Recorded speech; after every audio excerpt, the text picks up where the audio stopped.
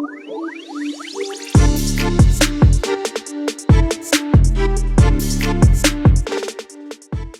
everybody and welcome back to Sweet and Sour Soccer, and of course this is week 10 of Championship predictions, and it's another midweek set of games that we've got coming up this week. It's really interesting, isn't it, with the midweek games, because this really starts to test, I guess, the strength of the teams in terms of what strength and depth they've got.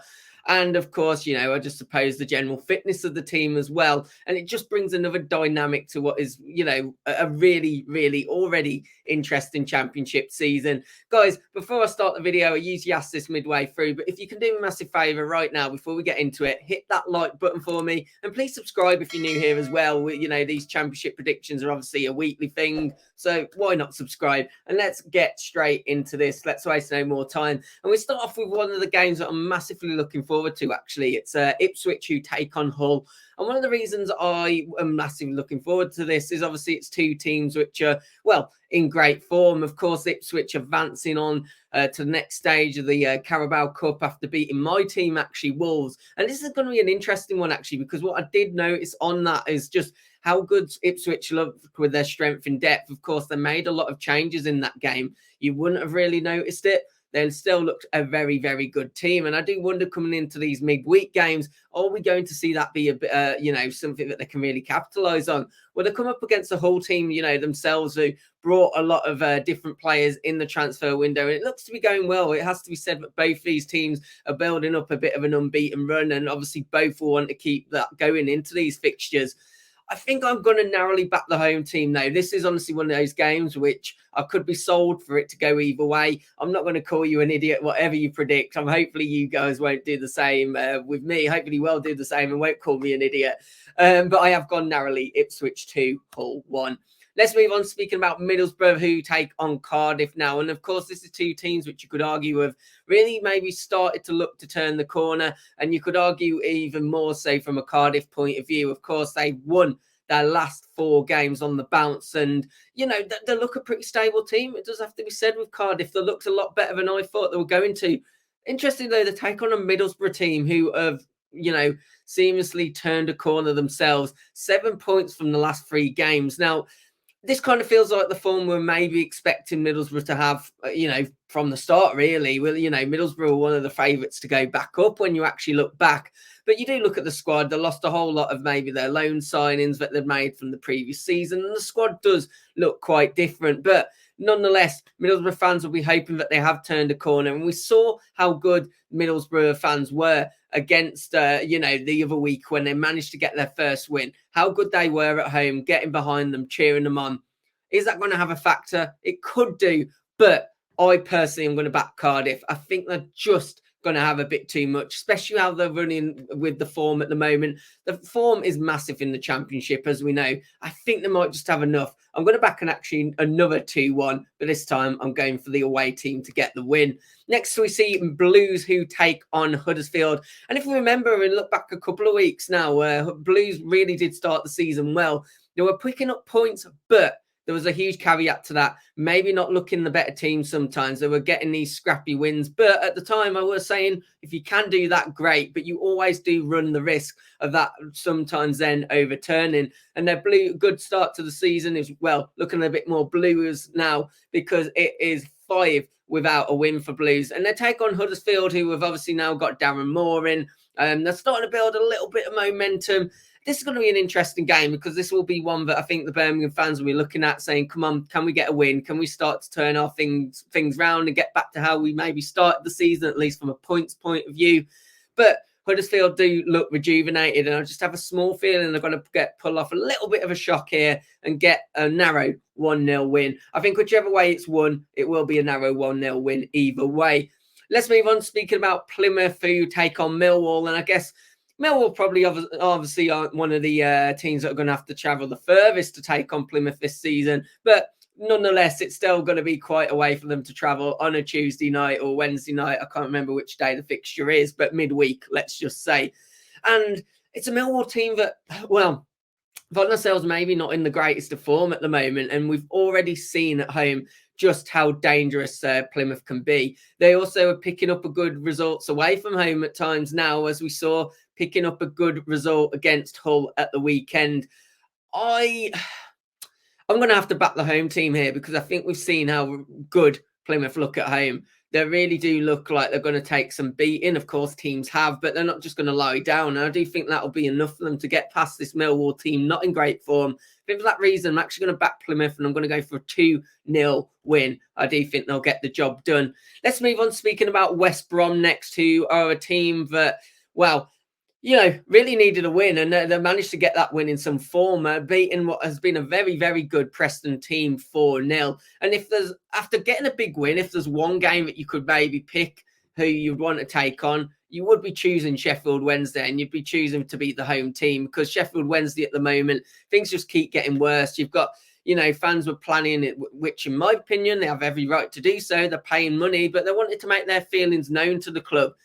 Their owner releases a statement basically saying, that's fine, you can go, you can protest all you want, but I ain't putting a single more penny into this club if that's the way you're going to treat me. And was basically saying, look, you need to be more thankful, which is, it's a crazy situation at Sheffield Wednesday. I really do feel for the Sheffield Wednesday fans, to be honest, obviously apart from the two that made a very stupid, let's just say a stupid gesture and move on from that. Those are guys that are watching this and know about it, know that it does look like, thankfully, those fans are going to get punished for their antics that they did do in the Sunderland game. But, in the game what we've got here, as I said, I think this is a game that West Brom fans would love to be love this game after what the result they've just got, and I think they will get the win quite comfortably. I'm going to go West Brom 3, Sheffield Wednesday 0.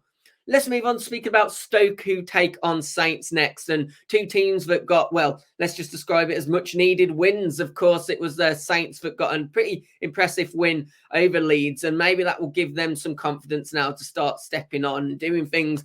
But you could argue the exact same for Stoke. Obviously, they managed to pick up a 3-2 win over a Bristol City team that's been in pretty decent form this season and look like a good team. So it's an interesting one with this because it's two teams that needed that much needed win, and you could argue maybe even say Alex O'Neill's job, or at the very least, has put a little bit pressure off him. I think this is two teams that will be aiming to get much higher than they are currently in the table, and I think it could make for a good contest. But I just have a feeling that it's going to be Saints that are going to bounce back. I imagine the favourites in the bookies odds as well, but I'm going to back them. I am going to say 2-0 to Southampton.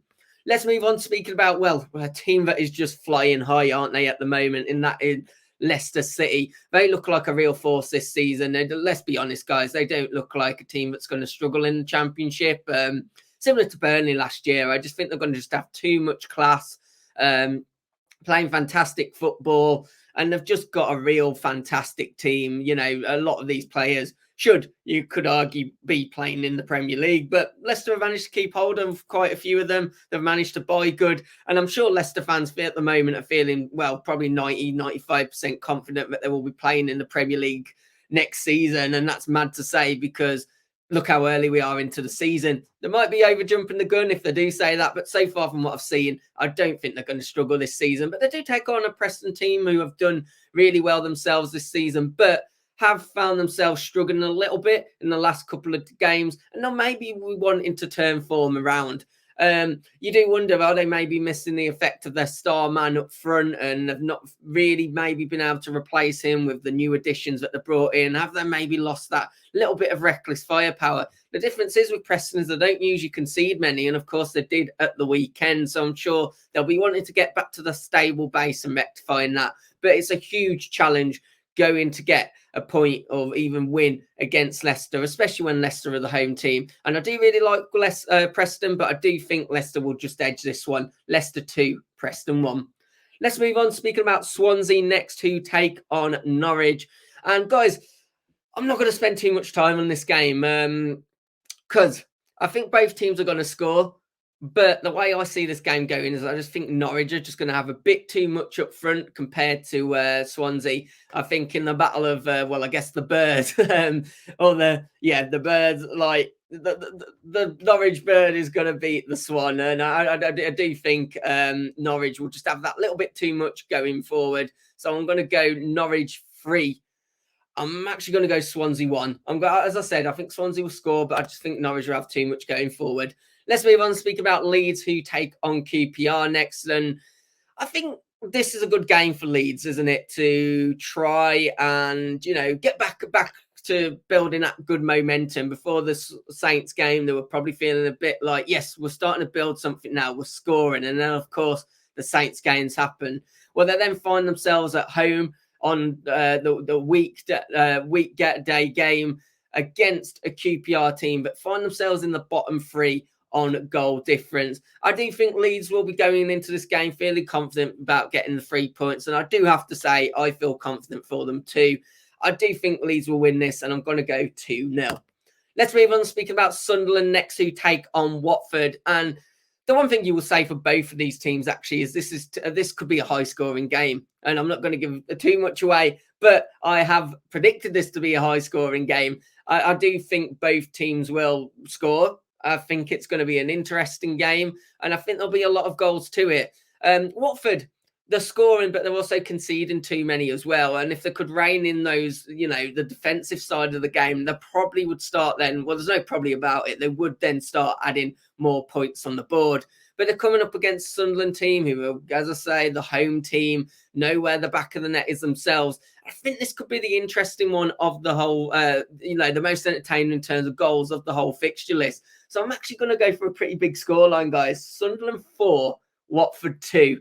Let's see if I get anywhere near with that one. That's a bit of a mad prediction, but I think it's going to be a mad game. Let's go on to speak about Coventry next, who take on Blackburn. And if you're a Coventry fan, you're delighted to get that win. Of course, I've been speaking about Coventry the past few weeks, saying that they were turning, they're drawing a lot, but they're not converting them into wins. And then they went on the other week and converted one of them to a loss. But no, they've got the win. You wonder whether that's going to give them some confidence to start pushing on a little bit more, start converting into more wins. And they come up against a Blackburn team who may be licking their wounds a bit. Of course, they did get a bit of a pasting against Leicester. But in some ways, you do just have to write that one off. This is a very, very good Leicester team. And they've got a real opportunity to go and get something against this Coventry City team. Of course, as I said, Coventry do enjoy a draw.